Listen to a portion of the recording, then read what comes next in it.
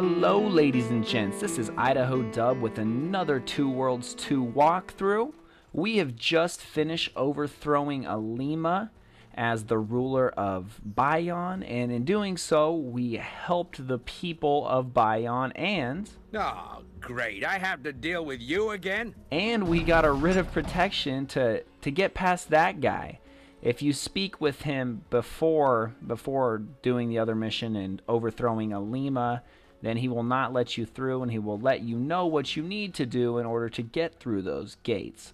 Now, I'm sure there's other options besides overthrowing Al Lima. You can probably go after the Gamora family, but overthrowing Al Lima seemed like the best option because you helped the people of Bayon and you got the writ of protection to get through the gates. Run! Run, you fool! Hey, calm down. Hey. What's got Gandalf as a lead, running through the savannah like children? Varns! They came out of nowhere. Oh no, Varns. So, on the way to the gates of Hatmandor, we have to battle some Varns. Now, you saw in that last battle against the swarm of Varns that I primarily stuck to ranged attacks. When they're single like this, it's easier just to attack them with your sword. Now, like I've said before, I'm not the greatest RPG player in the world. So what I oftentimes find myself doing is I progress through the main storyline way too quickly, and my character won't always be as strong as he should be when I go into certain battles. Now, it doesn't mean that you can't get through these battles. It's just that a lot of times I find that I have a more difficult time getting through these battles because I'm rushing through the game so quickly. So it's probably in your best bet to try and do some side missions. Now, I haven't really ran into too many people who have offered to give me side quests yet, which I don't know if that's my fault or what, but it seems like everything I've been doing so far has been leading up to get through these gates and on my way to Hatmandor, and I'm assuming when I get to Hatmandor there'll be more opportunity for side quests, which I think I will probably take the opportunity to do, but we will see when we get there. Now, you saw I ran up that road a little ways further, and there were some other Varns up there. Usually when Varns are in a group like that, I tend to run away and see if any of them follow, and that way I can kill any of the stragglers that will come at me. This is an odd situation because there's three Varns here, and I'm fighting that one guy, and these two aren't coming after me. I do see that one of them is an archer. But now, see, I didn't kill that one Varn because he kept blocking everything. So I just ran over here, and he didn't even chase me. And I've had this happen a few times when I've run into some Varns along the way. And oftentimes they'll just like block and just sit there. They won't even like swing back if you get them pinned up against something. So basically, you just want to use the Ben Roethlisberger technique and have your way with the Varns when you have them slammed up against the wall.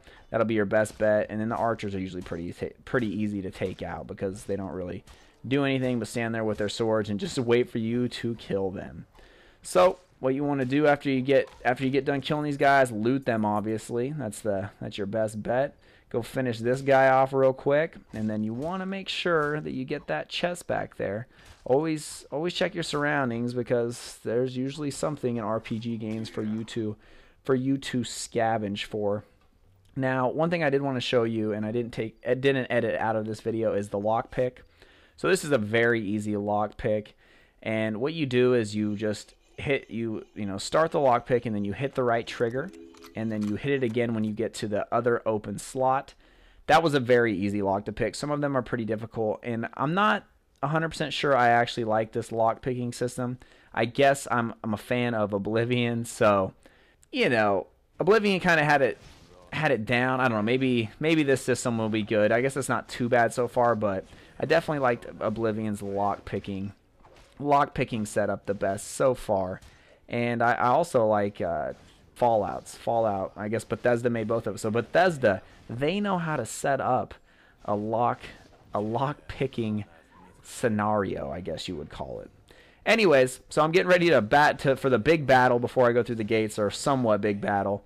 And you see I jump up on this rock, and I'm like, screw it, I'm gonna stay on top of this rock because you guys can't attack me here, and it's just easier. And these are the sort of things that you want to try to exploit in the game to defeat the enemies around you. Now, I'm not saying that you have to do this, obviously. If your play style is you like to run up and get right in the battle and hack your way through people, then to each his own. Do what you like to do. I enjoy, you know, hacking and slashing just as much as the next guy. But this is my first actual walkthrough of a game, and so I'm trying to find ways that would help out, you know, the normal gamer. And now this is the beginning of the game, so I understand that most people are going to be able to get through this. But some people, you know, find certain areas difficult, and even myself, I know that in the early stages, sometimes, like I said in the previous videos, you know, those races and stuff like that, those types of quests can be a pain in the butt. So I'm basically just trying to help out the normal gamer. But I mean, if you have a different method that you think would help people, please leave a comment and let me know. Now we've defeated these guys, and who comes through? Oh, super varns. So what do? Run, run, run, run, go back, run, slash. Okay, you guys are kind of strong. Run. What you want to do, and what I find most effective, is run and see if one of them will stray away. Looks like both these guys are rolling together. They're on the buddy system, so I'm going to run back here and see if I can get one more. Nope, they're going back. Okay, I'm going to switch up to the staff and hit them with some melee.